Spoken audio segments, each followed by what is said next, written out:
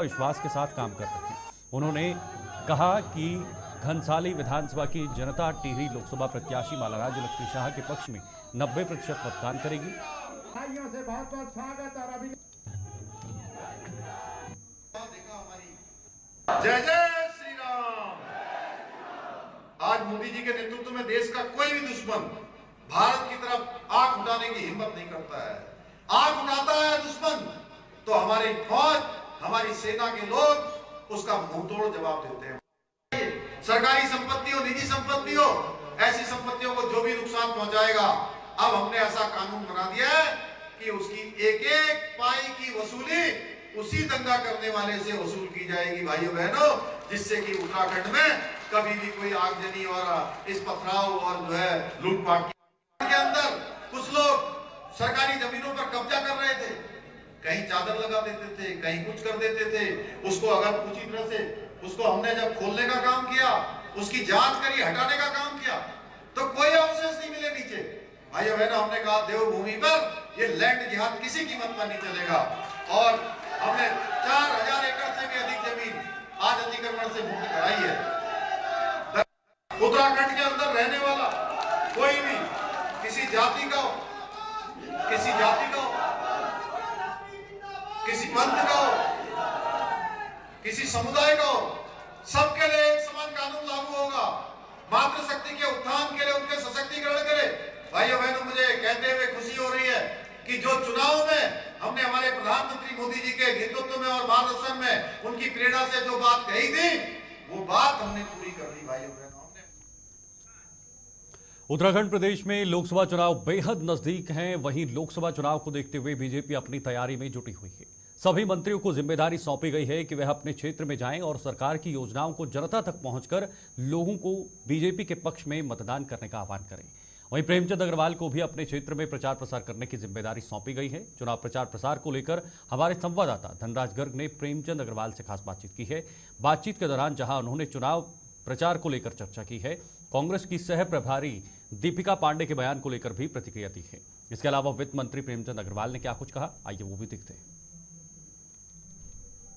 लोकसभा का चुनाव होने में कुछ ही समय बाकी बचा है और अभी से ही सभी पार्टी अपनी तैयारियों में जुटी हुई है। वहीं उत्तराखंड की यदि हम बात करें तो उत्तराखंड की 5 लोकसभा बस सीट जो है अभी बीजेपी के पाले में है, लेकिन आगे भी बीजेपी के पाले में रहे इसके लिए तमाम मंत्रियों को जिम्मेदारी दी गई है। वहीं आज हमारे साथ मौजूद हैं वित्त मंत्री प्रेमचंद अग्रवाल जी। उनसे बात करेंगे कि उनको किस तरह की जिम्मेदारी मिली है और किस तरह से वो लोकसभा की जो 5 सीटें हैं उनको जीतने का दावा कर रहे हैं। सर, लोकसभा का चुनाव नजदीक आ चुका क्योंकि पहले ही चरण में यहाँ पर चुनाव होना है और सभी को जिम्मेदारी दी गई, तो किस तरह की जिम्मेदारी आपको मिली है? देखिए, हम लोग जितने भी कार्यकर्ता भारतीय जनता पार्टी के हैं, हम लोग चुनाव को दृष्टिगत काम तो करते ही हैं, लेकिन एक हमारा स्वभाव है कि हम 365 दिन 24 घंटे हम लोग काम करते हैं। अब हमारे सामने चुनाव की रणभेरी बज गई। पहले फेज में हमारे देवभूमि उत्तराखंड में चुनाव होना है और स्वाभाविक तौर से हम उसी अपने परंपरा के अनुसार, उसी हमारे पार्टी के नीतियों को और जिस प्रकार से हमारी तरीका है, शैली है पार्टी की, उसी हिसाब से हम लोग काम कर रहे हैं। जहां तक आपने कहा कि मेरे को जो जिम्मेवारी है, आप जानते हैं कि प्रदेश स्तर पे जहां जहां हमें ड्यूटी लगाई जाती है हम लोग जाते हैं, लेकिन मुख्य रूप से मुझे अपनी विधानसभा क्षेत्र में रहना है। और इसलिए भी रहना है कि लास्ट टाइम 2019 में जो लोकसभा का चुनाव हुआ था, उसमें भारतीय जनता पार्टी के प्रत्याशी को हमारे यहाँ जो हरिद्वार लोकसभा सीट आती है, उसमें सबसे बड़ा मार्जिन मेरी सीट पे था, 63,275 का। तो इस बार मेरे सामने, इसे अवसर कहूं कि चुनौती कहूं कि मेरे सामने एक कोई भाव कहूं कि 2019 का जो रिकॉर्ड है वो मुझे तोड़ना है, यानी उससे आगे मुझे अपने पार्टी के प्रत्याशी को ले जाना है। तो मैं ये उम्मीद कर रहा हूं कि इस बार हम पहले का जो मार्जिन था उससे हम ज्यादा बढ़ के काम करेंगे। इसलिए मैं अपने क्षेत्र को ज्यादा फोकस कर रहा हूं, अपने क्षेत्र के घर घर जाने का काम कर रहा हूं। बूथ स्तर पे, शक्ति केंद्र स्तर पे, मंडल स्तर पे जो भी पार्टी का निर्देश होता है, या फिर मैं संयोजक भी हूं उस क्षेत्र का पार्टी के नाते, तो अपने हिसाब से मैं जनता के बीच में जाके और अपने प्रत्याशी को, माननीय मोदी जी को, जो माननीय मोदी जी ने कहा कि अब की बार 400 पार, वो जो पूर्णाहुति, जो वो यज्ञ हो रहा है महायज्ञ हो रहा है चुनाव का, उसमें जो आहुति है 5 सीटों की वो हम अपने उत्तराखंड से जरूर देंगे और मैं अपने विधानसभा क्षेत्र से अच्छा एक रिकॉर्ड अपने प्रत्याशी के पक्ष में देने वाला हूँ, इसलिए उस तरह से अपने विधानसभा क्षेत्र में मैं लगाऊं। तो सर माना जाए कि जो 5 सीटें हैं लोकसभा की वो इस बार एक बार फिर बीजेपी की झोली में होंगी। देखिए आज जिस प्रकार से हवा बह रही है, जिस प्रकार से माननीय मोदी जी के बारे में लोगों के मन में एक धारणा है कि मोदी अब की फिर एक बार मोदी सरकार मोदी पे, और कार रैलियां हो रही हैं कि साहब इस बार फिर से भारतीय जनता पार्टी यानी मोदी सरकार भारत में आनी चाहिए। तो ऐसी स्थिति में मैं आज बड़े दावे के साथ कह सकता हूं कि हमारी ये 5 सीटें लोकसभा की भारतीय जनता पार्टी की झोली में जा रही है। अब देखिए ना कांग्रेस कहाँ है, कोई और पार्टी कहाँ दिख रही है, अभी तक उनकी संचालन समितियां नहीं बनी है। हम तो इससे आगे बढ़ के काम कर रहे हैं। हमारे माननीय मोदी जी खुद कल रुद्रपुर में बड़ी ऐतिहासिक रैली को संबोधित करके जा चुके हैं। इनके यहाँ भी चुनाव कैंपेन शुरू भी नहीं हुआ है। तो आप अंदाज लगाइए ना, जनता का रुख देखिए, हमारे काम करने का तरीका देखिए, ऊपर से हमारा नेतृत्व मोदी के रूप में देखिए, इधर हमारे धामी जी के रूप में देखिए। तो हमारी जो स्थिति है वो बहुत आगे है। हम इस टाइम चुनाव लड़ भी रहे हैं, बहुत फ्रंट पे जाके हम बैटिंग कर रहे हैं, फ्रंट पे जाके बातचीत। सर एक बड़ा सवाल ये भी है कि जो कांग्रेस के नेता हैं वो लगातार बीजेपी में आ रहे हैं, क्योंकि कई नेता ऐसे बीजेपी में आ चुके हैं। और वहीं अब हरक सिंह की बात करें, क्योंकि हरक सिंह रावत पहले कांग्रेस में थे, फिर बीजेपी में आए और फिर कांग्रेस में चले गए, और अब एक बार फिर बीजेपी में आने की चर्चाएं उनकी तेज हो चुकी है। तो क्या लगता है इससे बीजेपी को बल मिलेगा? देखिए जिस प्रकार से कांग्रेस डूबता हुआ जहाज लोगों को लग रहा है, जिस प्रकार से माननीय मोदी जी के नेतृत्व में देश आगे बढ़ रहा है, माननीय मोदी जी जैसा सशक्त नेतृत्व सब उसको मान रहे हैं। भारतीय जनता पार्टी और माननीय मोदी जी के द्वारा किए गए काम को प्रभावित होके यदि कोई भारतीय जनता पार्टी में आ रहा है, और आ रहा है नहीं, बहुत से लोग आ चुके हैं, उसके बावजूद जो लोग आना चाह रहे हैं तो हमेशा उनका स्वागत है। इधर हल्द्वानी के मलिक का बगीचा को खुर्द-बुर्द करने के मामले में आरोपी साफिया मलिक आखिरकार पुलिस की गिरफ्त में आ चुकी है। अब्दुल मलिक की पत्नी साफिया मलिक को बरेली से गिरफ्तार किया गया है। आपको बता दें कोतवाली पुलिस ने बीती 22 फरवरी को साफिया मलिक के खिलाफ धोखाधड़ी सहित अन्य धाराओं में मुकदमा दर्ज किया था और तब से आरोपी साफिया फरार चल रही थी। इस दौरान बीती 12 मार्च को साफिया मलिक के अधिवक्ता ने हल्द्वानी एडीजे कोर्ट में अग्रिम जमानत की अर्जी लगाई थी। 16 मार्च को अर्जी पर सुनवाई हुई, लेकिन पुलिस ने मामले से जुड़ी स्टेटस रिपोर्ट कोर्ट के समक्ष पेश नहीं की, जिसके बाद कोर्ट ने 20 मार्च को सुनवाई की बात कही थी। हालांकि तारीख फिर बढ़ी और 27 मार्च को दोबारा सुनवाई हुई। इस सुनवाई में पुलिस ने स्टेटस रिपोर्ट भी पेश की है, जिसके बाद कोर्ट ने साफिया को अग्रिम जमानत देने से इनकार कर दिया है। आज नैनीताल पुलिस ने जो बनफूलपुरा में अतिक्रमण वाला मामला था, जिसमें नगर निगम के द्वारा एक एफआईआर करवाई गई थी, उसमें अब्दुल मलिक की पत्नी साफिया मलिक जो नामजद अभियुक्त थी, उसको आज नैनीताल पुलिस की टीम ने बरेली से गिरफ्तार किया गया है। और इसमें अन्य जो नामजद अभियुक्त हैं उनके खिलाफ जांच चल रही है। इसमें अब्दुल मलिक भी नामजद अभियुक्त है, जो ऑलरेडी दूसरे मामले में जेल में बंद है। इस मामले में विवेचना चल रही है, आगे जैसे भी तथ्य आएंगे उसके खिलाफ से पुलिस कार्रवाई करेगी। प्रदेश में जहां लोकसभा चुनाव का बिगुल बज चुका है और सभी राजनीतिक दल अपने अपने तरीके से चुनाव प्रचार में जुट चुके हैं, वहीं हरिद्वार में 5 अप्रैल को बीजेपी के संगठन पदाधिकारियों और कार्यकर्ताओं के साथ बैठक करने बीजेपी के राष्ट्रीय अध्यक्ष जेपी नड्डा पहुंच रहे हैं। 5 अप्रैल के कार्यक्रम को सफल बनाने के लिए बीजेपी प्रत्याशी त्रिवेंद्र सिंह रावत के डोईवाला चुनावी कार्यालय में बैठक का आयोजन किया गया, जिसमें विधायक डोईवाला बृजभूषण गैरोला सहित पार्टी तमाम पदाधिकारियों ने शिरकत की है। बैठक में हरिद्वार में राष्ट्रीय अध्यक्ष के कार्यक्रम को सफल बनाने की रणनीति पर चर्चा की गई है।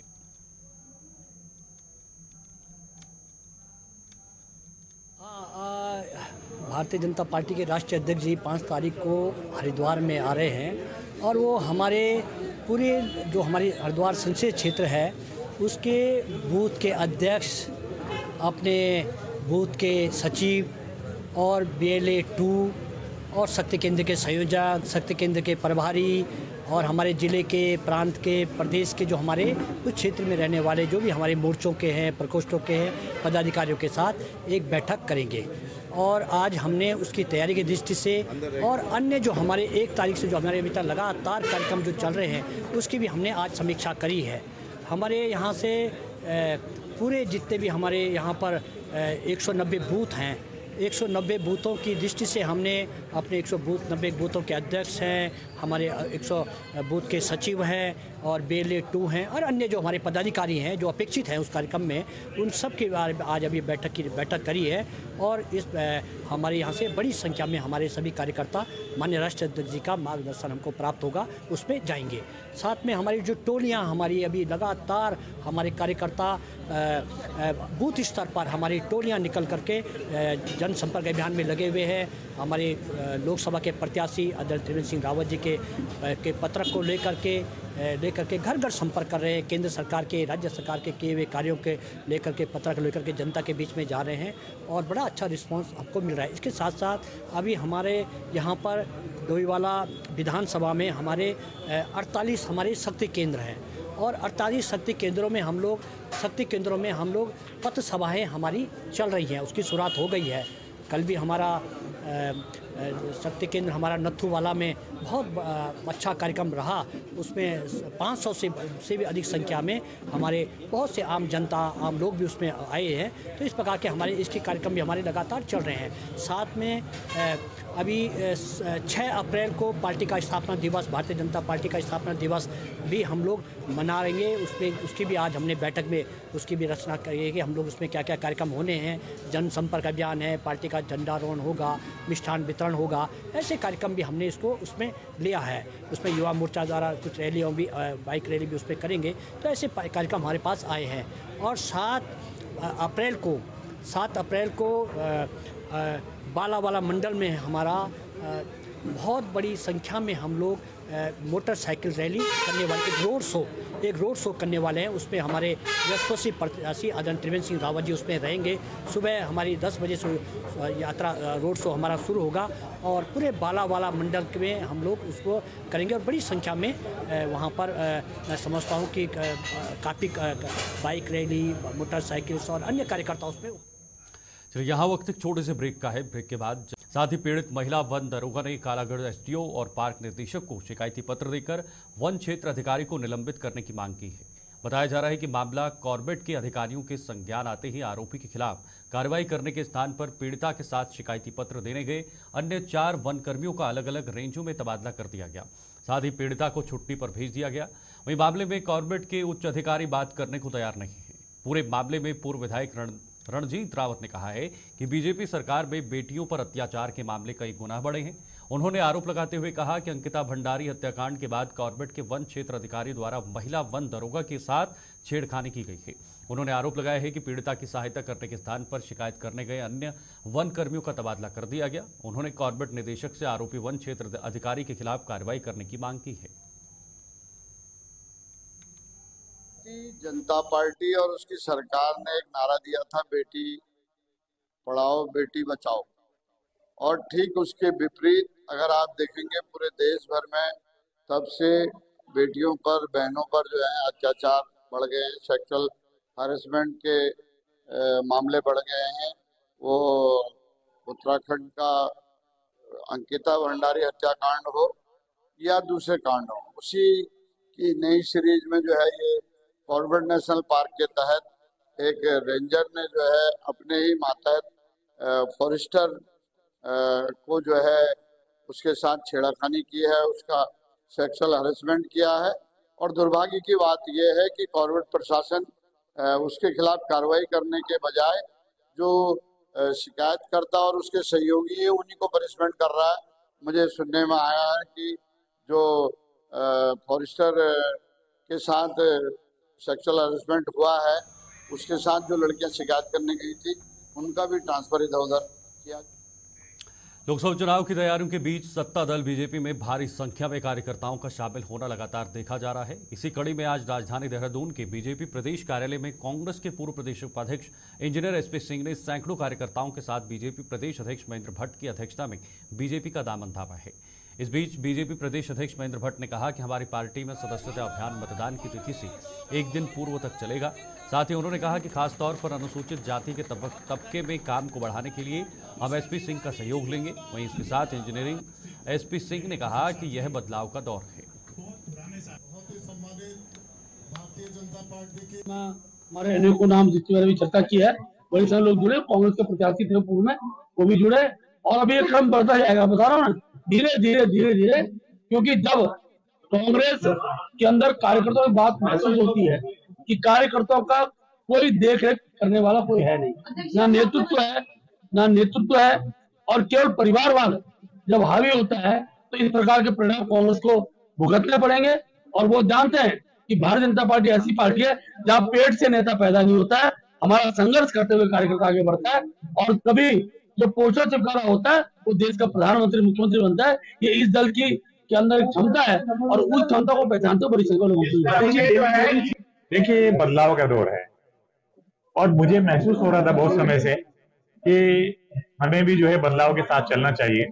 जो आज देश के अंदर विकास हुआ है, जो हमारी अंतर्राष्ट्रीय स्तर पर जो छवि बनी है देश की, जिस प्रकार से आज हमारी इकोनॉमी 5th लेवल पे पहुंच गई है वर्ल्ड में economy, and we are likely to be 3rd economy by end of 27। तो मुझे लगता है कि हमें भी उसका हिस्सा बनना चाहिए, क्योंकि मैं कांग्रेस में एक बहुत लंबे समय तक रहा हूँ।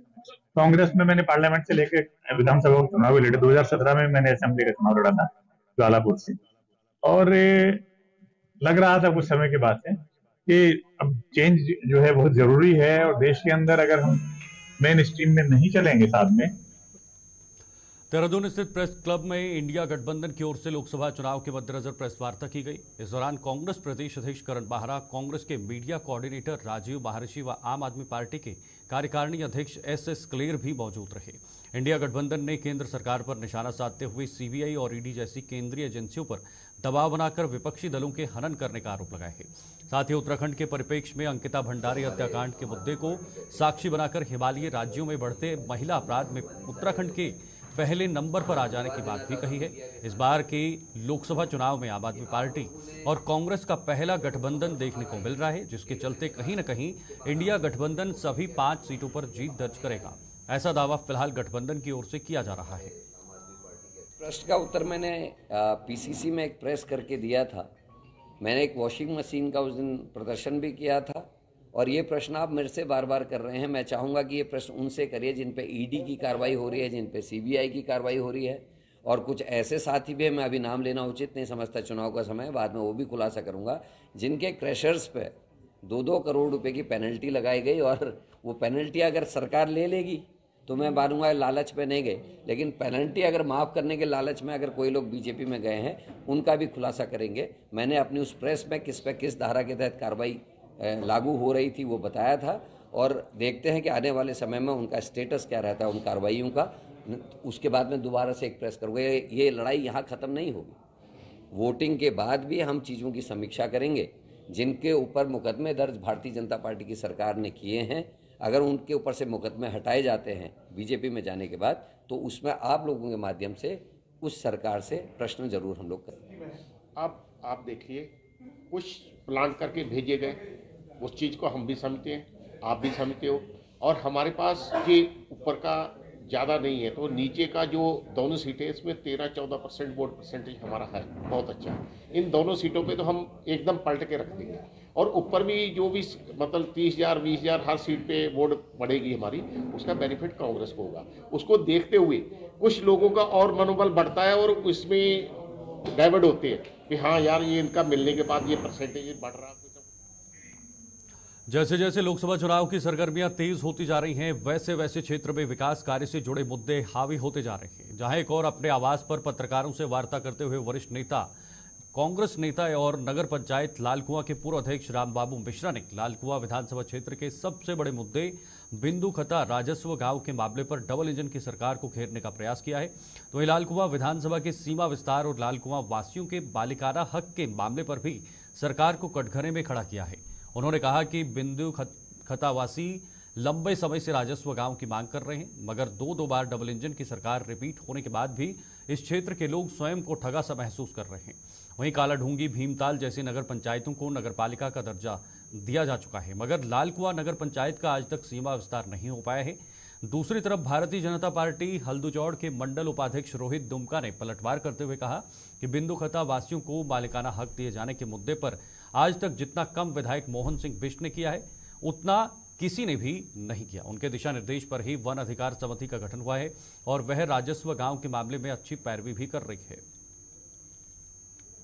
क्षेत्र में लोकसभा क्षेत्र के जब चुनाव होते हैं और विधानसभा जब चुनाव होते हैं, तब ये जो भाजपा वाले नेताओं हैं अपनी डबल इंजन सरकार कहते बनाओ और हम सारी मांगे पूरी करें। अब ये मेन मुद्दा लालकुआं विधानसभा का बिंदु खत्ता का है, जहां राजस्व गांव की कई वर्षों से मांग की जा रही है और हर बार 2 बार इनकी सत्ता यहाँ भी है, केंद्र में भी है। इन्होंने उन लोगों को राजस्व गांव का दर्जा नहीं दे रहे हैं, बराबर टाल जा रहे हैं। कि क्या है, क्या लोग चाहते हैं जिनसे वोट देना नहीं चाहते, लेकिन चलिए फिलहाल के लिए उत्तराखंड के इस खास बुलेटिन में इतना ही। आप देखते रहिए गुलिस्तान न्यूज। नमस्कार।